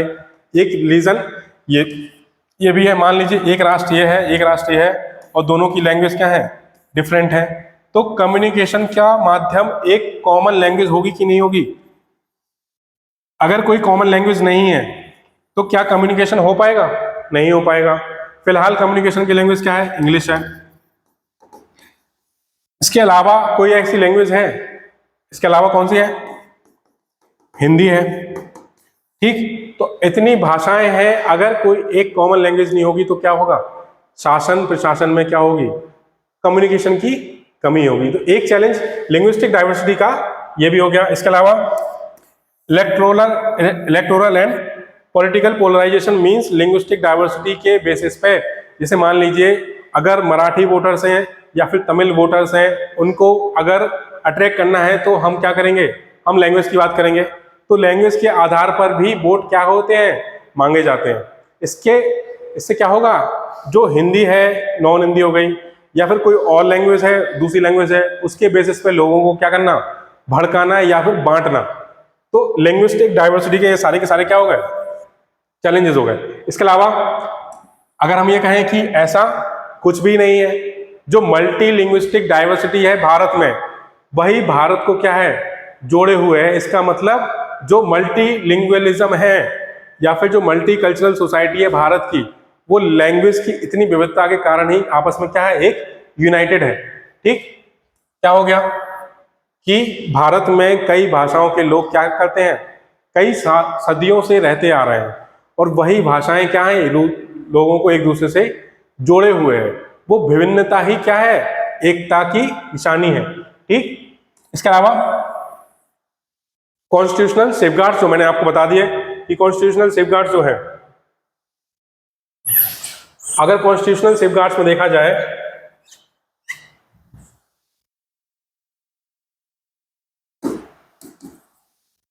कॉन्स्टिट्यूशनल सेफगार्ड्स, एक तो आपको बताया मैंने 8 शेड्यूल जिसमें 22 लैंग्वेज। ठीक, इसके अलावा 22 लैंग्वेज, इसके अलावा क्या है, आर्टिकल 29 फंडामेंटल राइट्स में क्या कहता है कि जो कल्चरल और लिंग्विस्टिक माइनॉरिटीज, जो कल्चरल और लिंग्विस्टिक माइनॉरिटीज हैं उनको क्या है, उनको राइट है किसका, जो उनके स्क्रिप्ट्स हैं या जो उनकी लैंग्वेज है उसको क्या करना, प्रिजर्व करना। ठीक, तो संविधान ने क्या किया है, संविधान ने एक अधिकार दिया है अंडर आर्टिकल 29 की एक लिंग्विस्टिक माइनॉरिटी है वो क्या कर सकती है, अपनी लैंग्वेज या स्क्रिप्ट है या फिर उनका लिटरेचर हो गया उसको क्या कर सकती है, प्रिजर्व कर सकती है। इसके अलावा सुप्रीम कोर्ट ने क्या कहा कि जरूरी नहीं लिंग्विस्टिक माइनॉरिटीज को ही यह अधिकार दिया जाए, जो मेजॉरिटी है या फिर कोई भी है उनको क्या अधिकार है कि वो स्क्रिप्ट और लैंग्वेज को प्रिजर्व करके रख सकते हैं, ये उनका फंडामेंटल राइट है। तो कॉन्स्टिट्यूशन ने क्या किया है, आर्टिकल 29 में ये सेफगार्ड दिए हैं, मींस भारत का संविधान भारत की जो भाषाई विविधता है उसको क्या किया है, संरक्षित करके रखा हुआ है, वो अधिकार उसने दिए हैं। ठीक, इसके अलावा देखो economic and social interdependence, means आप देखिए कि जो यूपी है, लोग यूपी से तमिलनाडु जाते हैं कि नहीं जाते हैं काम करने, जो माइग्रेशन है जो यूपी है, यूपी से कहाँ जाते हैं, तमिलनाडु हो गया, ये और बिहार से तमिलनाडु हो गया या फिर महाराष्ट्र हो गया, गुजरात हो गया, ठीक है, इसके अलावा कर्नाटक हो गया। तो इन सब में क्या है, माइग्रेशन होता है कि नहीं, ये सब क्या कहलाता है, आउट माइग्रेशन। तो यूपी से क्या होता है, आउट माइग्रेशन। इसके अलावा इन जो स्टेट्स हैं जहां पर माइग्रेशन हो रहा है, ठीक है, जिसमें माइग्रेंट्स आ रहे हैं वो क्या कहलाएगा, इन माइग्रेशन। ठीक, इन स्टेट्स में क्या हो रहा है, इन माइग्रेशन हो रहा है। तो माइग्रेशन से क्या होगा, वहां की जो लैंग्वेज होगी वो भी यहाँ क्या होगी, लैंग्वेज मिक्स होगी कि नहीं होगी। तो लोग क्या होता है, लोग कई भाषाओं के लोग क्या होते हैं, आपस में रह रहे हैं। ऐसा कोई वो नहीं है कि अगर लैंग्वेज डिफरेंट है तो वहाँ लोग एग्जिस्ट नहीं कर सकते हैं। आपने देखा होगा कर्नाटक बंगलौर क्या है, सिलिकन वैली, क्या कर्नाटक बेंगलोर को क्या कहते हैं, सिलिकन वैली ऑफ इंडिया। ठीक, यहाँ पर कई क्या है, आईटी कंपनीज हैं कि नहीं है। तो यूपी कहीं के भी स्टेट्स के लोग हैं वो क्या कर रहे हैं, यहाँ काम कर रहे हैं। अब अगर कोई तमिलनाडु से कोई आईएएस बन के जाता है, मान लो उसको क्या मिला है, यूपी कैडर मिला है, तो वो भी वहां काम कर रहे हैं कि नहीं कर रहे हैं। तो लैंग्वेज का क्या है, कह सकते हैं कि लैंग्वेज का इतना फर्क नहीं पड़ता है। ठीक, तो यही भाषाई विविधता भी अभी भी क्या है, जिंदा है, और हमें क्या है, एक सूत्र में पिरोए हुए है। तो हम नहीं कह सकते हैं कि लैंग्वेज, जो लिंग्विस्टिक डाइवर्सिटी है वो भारत की अखंडता को कहीं ना कहीं खतरा पहुंचाती है। इसके अलावा 3 लैंग्वेज फॉर्मूला, जो नेशनल एजुकेशन पॉलिसी है, national education policy, national education policy, इसमें अभी मैंने बताया आपको, इसमें क्या है, 3 लैंग्वेज फॉर्मूला है।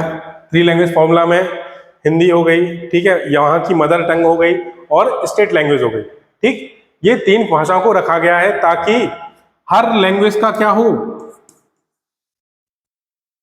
डेवलपमेंट हो। वो अगर कोई बच्चा है वो उस राष्ट्र में रहता है, उस राष्ट्र की भाषा सीखता है, तो वो राष्ट्र के कामकाज सीखेगा। दूसरा, भाषा सबसे ज्यादा किसकी मानी जाती है, मदर की।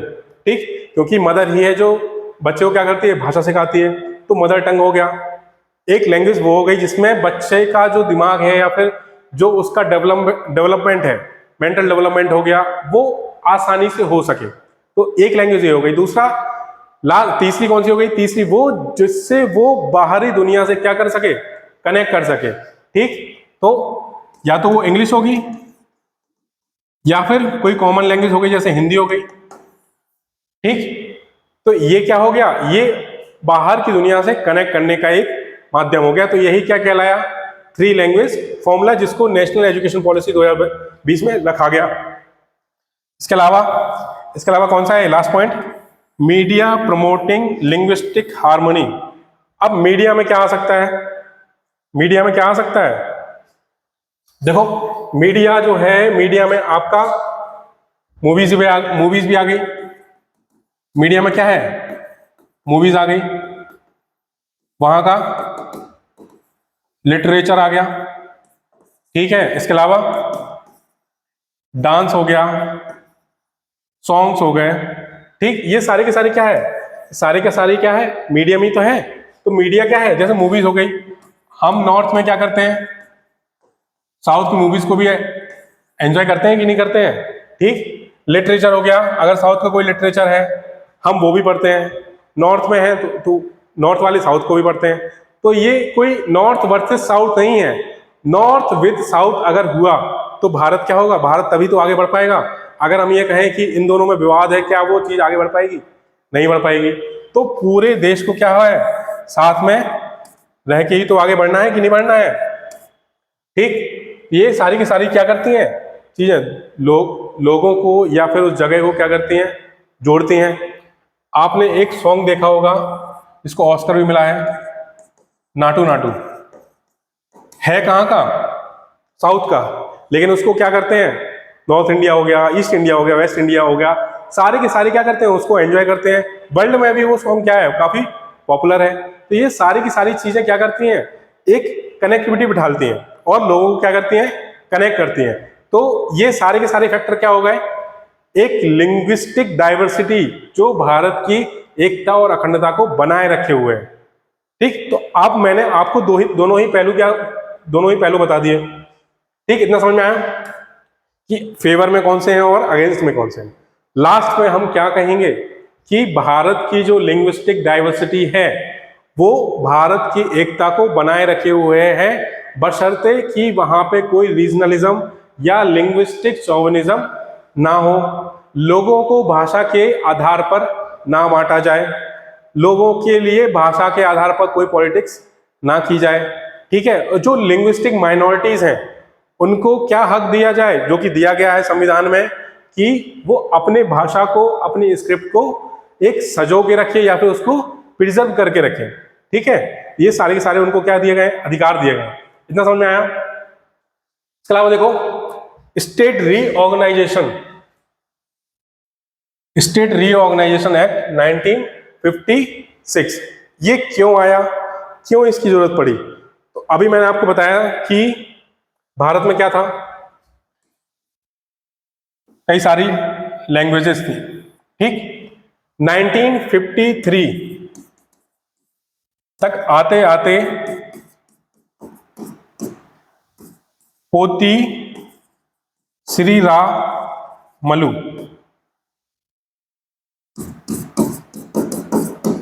पोती श्रीरामलु, इन्होंने क्या किया? इन्होंने फास्ट रखा, भूख हड़ताल 56 days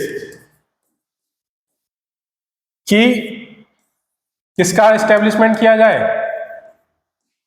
Andhra Pradesh based on Telugu language, एक राष्ट्र बनाया जाए जिसमें कौन सी भाषा प्रेवलेंट हो? तेलुगु। ठीक। इसकी मांग करते करते क्या हो गई? इनकी डेथ हो गई। ठीक। जब इन्होंने मूवमेंट चालू किया तो उसकी किसकी मांग की गई? आंध्र प्रदेश की बात की गई कि एक अलग से राष्ट्र बनाया जाए, आंध्र प्रदेश, सॉरी राष्ट्र नहीं, राज्य बनाया जाए। ठीक। और इन्होंने इसकी मांग की, इनकी डेथ हुई। इसके बाद ही एक कमिटी बनी,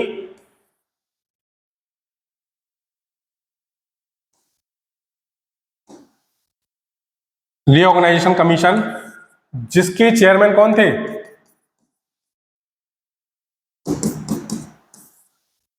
इसको कहा गया एसआरसी या फिर स्टेट रीऑर्गेनाइजेशन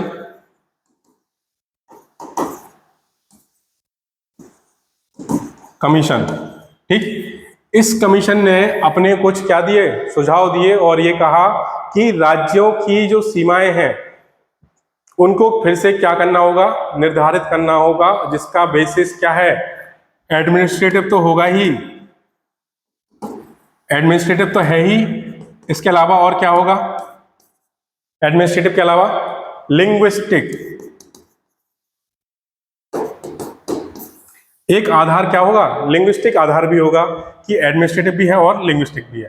तो इसके बाद क्या किया गया, रीऑर्गेनाइजेशन किया गया। ठीक, लिंग्विस्टिक 1 नवंबर 1956 से जो कि क्या हो गया, ये एक्ट लागू हो गया। अब एसआरसी कमीशन में कौन कौन था, फजल अली जो क्या थे, रिटायर्ड चीफ जस्टिस थे सुप्रीम कोर्ट के। इसके अलावा कौन कौन था, के.एम. पानिकर और एच.एन. कुंजरू। ठीक, ये 3 लोग थे। तो इन्होंने क्या सुझाव दिए कि जो 14 स्टेट्स हैं, 14 स्टेट्स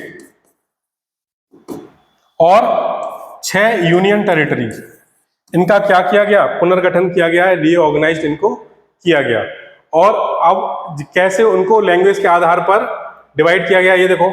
जैसे आंध्र प्रदेश है, आंध्र प्रदेश में यहां पर पहले था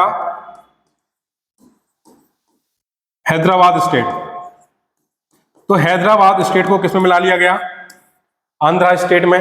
तो ये क्या बन गया, ये बन गया आंध्र प्रदेश। ठीक है, इसके अलावा देखो, इसके अलावा जो मध्य प्रदेश है, मध्य प्रदेश में किसको शामिल किया गया, मध्य प्रदेश में मध्य भारत, विंध्य प्रदेश, इनको क्या किया गया, मध्य प्रदेश में शामिल कर लिया गया। तो क्या बन गया, मध्य प्रदेश बन गया। ठीक, ऐसे ही बॉम्बे के कुछ रीजन जहां पर कन्नड़ा बोली जाती थी, उसको कहां दे दिया गया, मैसूर में। तो मैसूर प्रेसिडेंसी, सॉरी मैसूर बना। ठीक, ऐसे ही जो यहाँ की लैंग्वेज थी वो केरला में शिफ्ट हो गई, मतलब जो यहाँ के जो डिस्ट्रिक्ट थे वो उनको कहाँ दे दिया गया, केरला में दे दिया गया। इसके अलावा कच्छ रीजन, कच्छ हो गया, और ये वाला कौन सा है, सौराष्ट्र,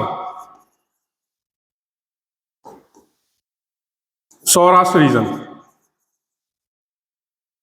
सौराष्ट्र रीजन को किसमें इंक्लूड किया गया, बॉम्बे रीजन में इंक्लूड किया गया। ठीक, इसके अलावा बिहार की कुछ डिस्ट्रिक्ट किसको दे दिए गए, वेस्ट बंगाल को दे दिए गए। इसके अलावा यूपी वगैरह इनमें कोई भी चेंज नहीं किया गया।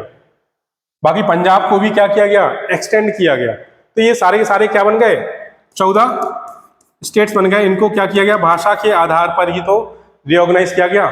ठीक, औरंगाबाद जो था, ठीक है, औरंगाबाद इसको कहाँ शामिल कर लिया गया, बॉम्बे में शामिल कर लिया गया, क्योंकि यहाँ पर क्या थे, मराठी बोलने वाले थे।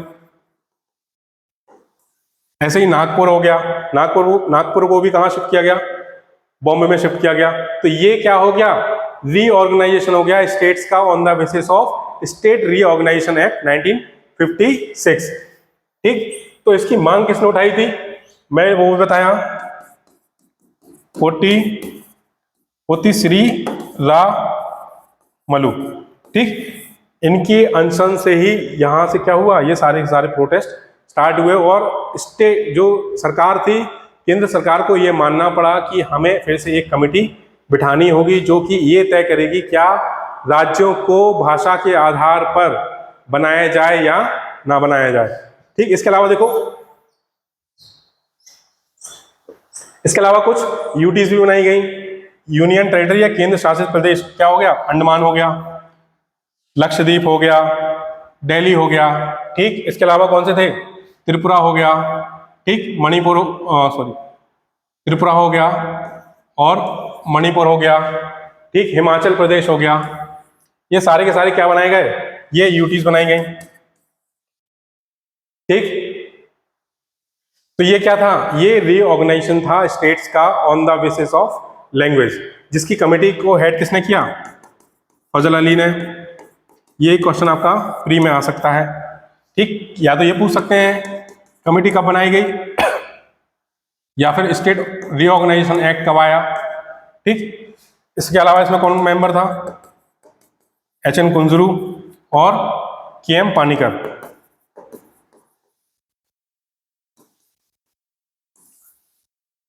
ठीक, इसके अलावा भी क्या है, अभी भी राज्य के मुद्दे उठते रहते हैं कि लैंग्वेज के आधार पर और राज्य बनाए जाएं। जैसे कि क्या हो गया, जैसे यहां पर बुंदेलखंड हो गया, यहां पर बोडोलैंड हो गया, या फिर इसी के यहाँ पर बघेलखंड हो गया, ठीक, विदर्भ में हो गया, या फिर कुर्ग हो गया, सॉरी कर्नाटका में कुर्ग हो गया।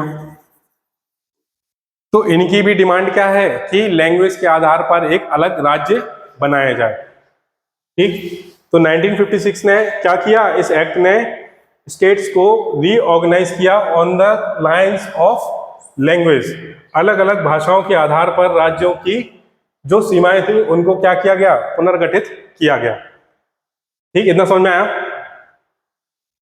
इसके अलावा देखो, आखिर कैसे हम लिंग्विस्टिक डाइवर्सिटी को भारत में, भारत की एकता या अखंडता को बढ़ाने के लिए उसको बढ़ावा दे सकते हैं या प्रमोट कर सकते हैं, कैसे हम भारत की जो लिंग्विस्टिक डाइवर्सिटी है उसको एंजॉय कर सकते हैं, ठीक।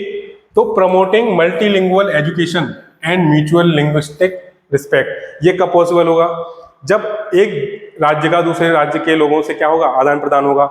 मीन्स अगर मैं यहाँ से किसी और राज्य में जाऊं पढ़ने, राजस्थान हो गया, या फिर ईस्ट इंडिया में उड़ीसा हो गया, नॉर्थ ईस्ट में हो गया, गुवाहाटी हो गया, आसाम हो गया, तो क्या होगा, मैं वहाँ के कल्चर को सीखूंगा, वहाँ की लैंग्वेज को सुनूंगा, क्या पता वहाँ की लैंग्वेज को सीखूं, ठीक है। ये मेरे लिए क्या हो गई, एक स्किल हो गई कि मुझे वो लैंग्वेज भी क्या होती है, आती है। तो ये लिंग्विस्टिक रिस्पेक्ट ही तो है कि हम एक दूसरे की लैंग्वेज को क्या कर रहे हैं, सीख रहे हैं, ना कि विरोध कर रहे हैं। तो लिंग्विस्टिक डाइवर्सिटी को एंजॉय करना ही क्या होगा, उसको प्रमोट करना है, तो हमें क्या करना होगा, उसको रिस्पेक्ट देना होगा। इसके अलावा strengthening federalism to address regional linguistic concerns means state reorganisation act, आपने पढ़ा होगा संविधान में कि स्टेट रीऑर्गेनाइजेशन एक्ट ने क्या किया, जोनल काउंसिल्स,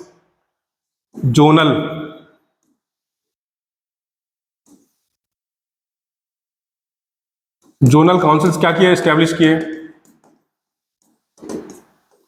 ठीक है, जिसका चेयरमैन कौन होता है, होम मिनिस्टर।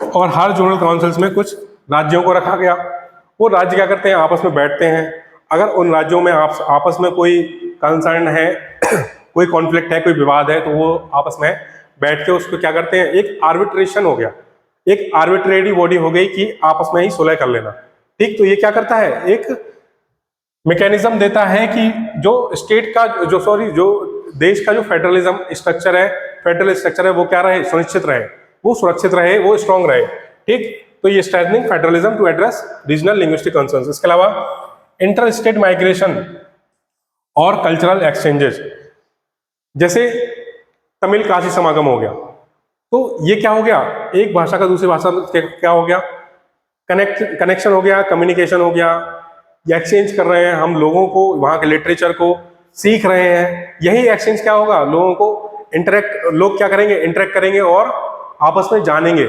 ठीक। एक लैंग्वेज हो गया, एक ही हो गया इंटर स्टेट माइग्रेशन।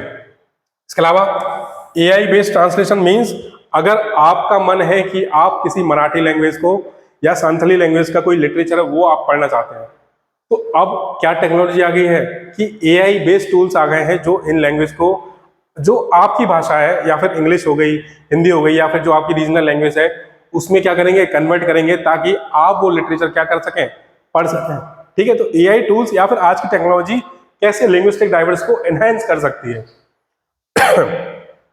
ठीक। तो टू सीमलेस कम्युनिकेशन। इसके अलावा रीजनल सिनेमा हो गया, जैसे हम अलग रीजन्स की या फिर अलग जो स्टेट्स हैं उनकी मूवीज भी देखते हैं, तो मूवीज क्या करती हैं, लोगों में कनेक्टिविटी बढ़ाती हैं।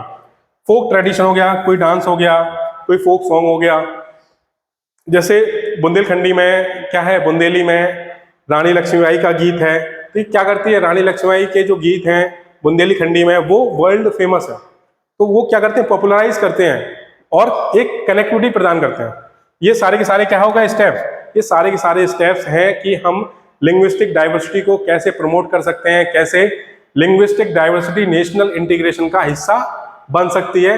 इतना समझ में आया, ये यहाँ पर टॉपिक क्या हुआ, खत्म हो गया लिंग्विस्टिक डाइवर्सिटी का, ठीक। इसके अलावा देखो ये दो क्वेश्चंस हैं, दो कब आए हुए हैं, एक 2024 में आया है और ये 2021 में आया हुआ है।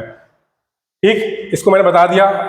8वां शेड्यूल, जो 8वां शेड्यूल है उसमें कौन से अमेंडमेंट से कौन कौन सी लैंग्वेज इसमें ऐड करी गई हैं। ठीक, इसके अलावा जो टर्म्स हैं हलवी, हो, कोई, इनका रिलेशन आखिर किससे है, ये क्वेश्चन करंट अफेयर से आया हुआ है। ये स्टैटिक भी है और उस टाइम न्यूज में भी था। तो इन दोनों के जो आंसर्स हैं वो आप कमेंट सेक्शन में दे सकते हैं। ठीक, देखिए ये क्वेश्चंस तभी सॉल्व होंगे जब आपने मेंस के पर्सपेक्टिव से भी पढ़ाई कर रखी है।